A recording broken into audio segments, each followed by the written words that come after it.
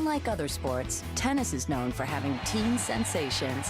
Talented young guns who move into and through the professional levels faster than the cars they've just learned how to drive. So when a 16-year-old is beating legends, or a 17-year-old is shocking the world, we can't help but pay close attention. Join us as Best of 5 counts down some of the most astonishing teens in the game who captured some of the highest honors in tennis before ever turning 20. This is the Best of 5 Teen Phenoms.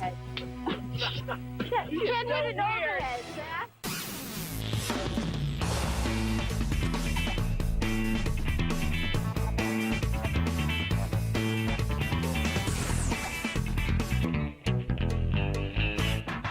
Every tennis player is born with a certain amount of talent that is developed over the years to perform at the professional level. However, there are some with such potential and natural ability that they make a splash on tour as teenagers. A teen phenom is someone with incredible talent who, at least at the junior level, has shown already that they have enough game that you can envision them becoming a top 5 player. Someone who's really got their game together at a young age, which is pretty rare. I mean, I think it's just someone who is way ahead of their time. They have to play a game that you don't normally see a teenager playing. They have to have some sort of court sense or just a winner's personality that they put it together. It's the guts that they have, the focus that they have, not being afraid that they have at a very young age. You know, I had a desire for it, I had a love for it, and I think that, along with just having God-given talent to play, just all work together for me. Let's see which teen phenoms left their mark on tennis history. Learn it to me.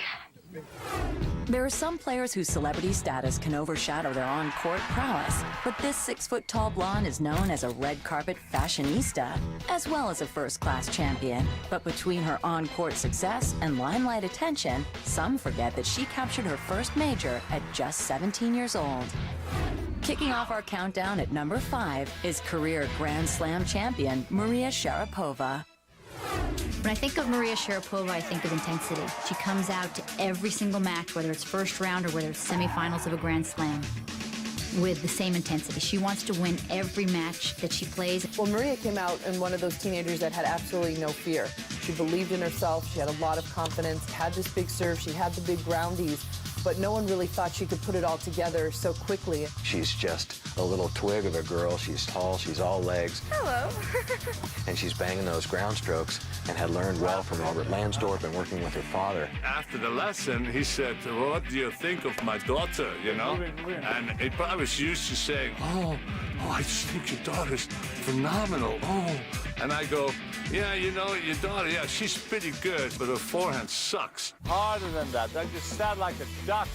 Maria worked with Robert Lansdorp from the age of 11 to 18. You gotta hit it, though. God, you cannot just sort of mosey it in there. Come on. His strict training paid off when at just 14, she made her professional debut at the 2002 Pacific Life Open. And I've always had that feeling in me that I can compete with anyone, you know, especially anyone on the tour, and be a great competitor. With her individuality and strong desire, Maria would make history in 2002, becoming the youngest at 14 to reach junior finals at Australia and Wimbledon. I remember losing the finals of junior Wimbledon, and we were just leaving the courts, and I just looked back and I saw a stadium court in the distance, and I thought, you know, it'd be such an honor to play there one day. She saw herself winning. She saw herself as number 1. And I don't think there was a cell in her body that was engaged in a debate about whether she could do it. In straight sets. Maria's sheer drive would land her in the top 50 at 15 years old as she completed her first full professional season in 2003. You have that type of perspective when you're at that age where nothing bothers you. Every win, every loss, it's all experience. And at the end of the day, you just try to learn from every single match you play.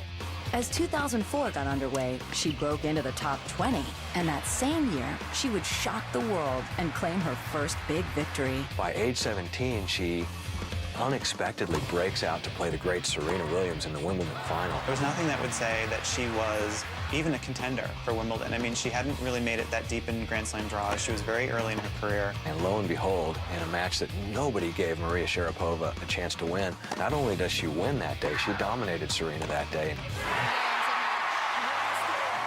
It was really an incredible experience, really, sometimes tough to explain with words because it was more emotional than anything and so unexpected in my career, especially at that time. There was no doubt that a superstar was born as her popularity soared. When Maria won Wimbledon, all I could think of was that 17-year-old pretty blonde girl is going to be rolling in dough.